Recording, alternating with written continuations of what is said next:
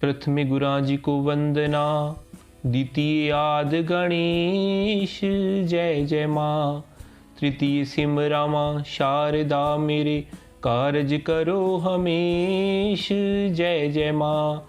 आनंदी आनंद करो, कल्याणी कल्याण। 8 पहर 64 घड़ी, 2 चरणा दा ध्यान जय जय माँ।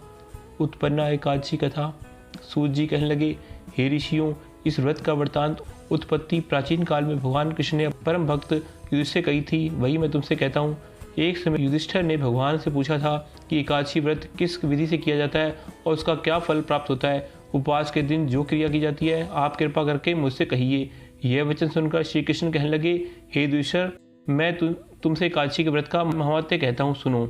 सर्वप्रथम हेमंत ऋतु में मार्गशीर्ष कृष्ण एकादशी से इस व्रत को प्रारंभ किया जाता है। दशमी को सायंकाल भोजन के बाद अच्छी प्रकार से दातुन करें ताकि अन्न का अंश मुंह में न रह जाए। रात्रि में भोजन कदापि न करें, न अधिक बोलें। एकादशी के दिन प्रातः 4 बजे उठकर सबसे पहले व्रत का संकल्प करें। उसके पश्चात शौच आदि से निवृत्त होकर शुद्ध जल में स्नान करें। व्रत करने वाला चोर, पाखंडी, परस्त्रगामी, निंदक, मिथ्याभाषी तथा किसी भी प्रकार के पापी से बात न करे। स्नान के पश्चात धूप, दीप, नैवेद्य आदि 16 चीज़ों से भगवान का पूजन करें और रात को दीपदान करें। रात्रि में सोना या प्रसंग नहीं करना चाहिए। सारी रात भजन कीर्तन आदि करना चाहिए। जो कुछ पहले जाने अनजाने में पाप हो गए हैं उनकी क्षमा मांगनी चाहिए। धर्मात्मा पुरुष को कृष्ण के और शुक्ल पक्ष में दोनों पक्ष में एकादशी को समान समझना चाहिए। जो मनुष्य ऊपर लिखी विधि के अनुसार एकादशी का व्रत करते हैं उनमें शंखोद्वार तीर्थ में स्नान करके भगवान के दर्शन करने का जो फल प्राप्त होता है वह एकादशी व्रत के 16वें भाग से के भी समान नहीं है। व्याधिपात के दिन दान देने का लाख गुना फल होता है। संक्रांति में 4 लाख गुना तथा सूर्य चंद्र ग्रहण में स्नान करने से जो पुण्य प्राप्त होता है वही पुण्य एकादशी के दिन व्रत करने से मिलता है। अश्वमेघ यज्ञ करने से 100 गुना तथा 1 लाख तपस्वियों को 60 वर्ष तक भोजन कराने से 10 गुना, 10 ब्राह्मणों अथवा 100 ब्रह्मचारियों को भोजन कराने से 1000 गुना पुण्य भूमिदान करने से होता है। उससे 1000 गुना पुण्य कन्यादान से प्राप्त होता है। इससे भी 10 गुना पुण्य विद्यादान करने से होता है। विद्यादान से 10 गुना पुण्य भूखे को भोजन कराने से होता है। अन्नदान के समान इस संसार में कोई ऐसा कार्य नहीं है जिसे देवताओं और पितृ दोनों तरफ होते हैं, परंतु एकादशी के व्रत का पुण्य सबसे अधिक होता है। 1000 यज्ञों में भी अधिक इसका फल होता है। इस व्रत का प्रभाव देवताओं को भी दुर्लभ है। रात्रि को भोजन करने वाले को उपवास का आधा फल मिलता है और दिन में एक बार भोजन करने वाले को भी आधा ही फल प्राप्त होता है, जबकि निर्जल व्रत करने वाले का महत्व तो देवता भी वर्णन नहीं कर सकते।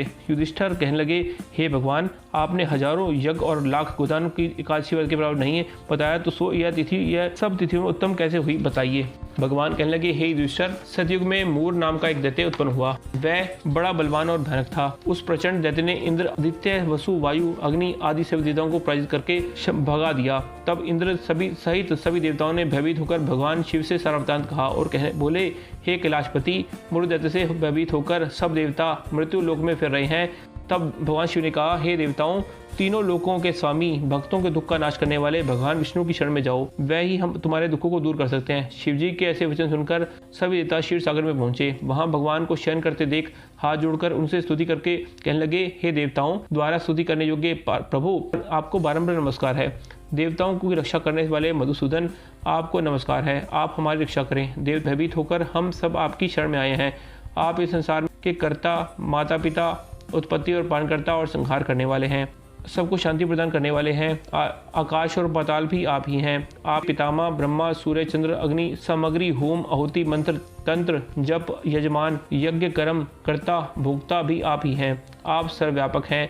आपके सिवा तीनों लोक में चर तथा अचर कुछ भी नहीं है। हे भगवान, दैत्यों ने हमको जीतकर स्वर्ग में से भ्रष्ट कर दिया है और हम सब देवता इधर उधर भागे फिर रहे हैं। अब इन दैत्यों से हमारी रक्षा करें।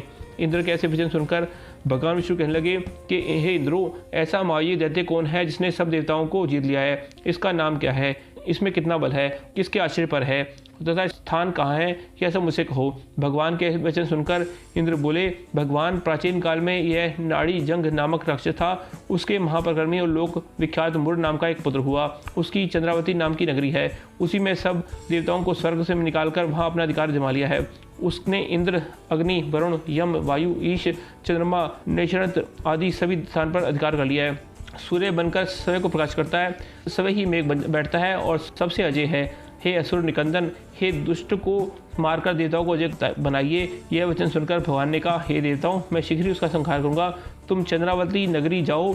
इस प्रकार भगवान सहित सभी देवताओं ने चंद्रावती नगर की ओर प्रस्थान किया। उस समय दैत्य मुर सेना सहित शुद्ध भूमि में गरज उठ रहा था। उसकी भयानक गर्जना सुनकर सेवी देवता भैंस के मारे चारों दिशाओं में भागने लगे। जब सभी भगवान रणभूमि में आए तो दैत्य ने उन पर भी अस्त्र शस्त्र या आयुध लेकर दौड़े। भगवान ने उन्हें सर्प के समान अपने बाणों से बांध डाला। बहुत से दैत्य मारे गए, केवल मुर बचा रहा। वह अविचल भाव से भगवान से युद्ध करता रहा। भगवान जो भी तीक्ष्ण बाण चलाते थे उनसे के लिए पुष्प सिद्ध होता था। उसका शरीर छिन्न-भिन्न हो गया, किंतु वह लगातार युद्ध करता रहा। दोनों के बीच मल्लयुद्ध भी हुआ। 10,000 वर्ष तक उनका युद्ध चलता रहा, किंतु मुर नहीं हारा। थक कर भगवान बद्रिकाश्रम चले गए। वहाँ हेमवती नामक सुंदर गुफा थी। उनके विश्राम करने के लिए भगवान उसके अंदर प्रवेश कर गए। वह गुफा 12 योजन लंबी थी और एक ही द्वार था। विष्णु भगवान वहाँ योजना में सो गए। मुर भी पीछे पीछे आ गया और भगवान को सोया देखकर मारने को उद्यत हुआ। तभी भगवान ने शरीर से उत्पन्न हुई कांति में रूप देवी प्रकट हुई। देवी राक्षस मुर को ललकारा, युद्ध किया और उसे तत्काल मौत के घाट उतार दिया। श्री हरि योग निद्रा की ओर से उठे तो सब बातों को जानकर उस देवी से कहा कि आपका जन्म काशी के दिन हुआ है, अतः आप वरना काशी पूजित होंगी। आपके भक्त वही होंगे जो मेरे भक्त हैं। ओम श्रीमन नारायण नारायण हरि हरि भजमन नारायण नारायण हरि।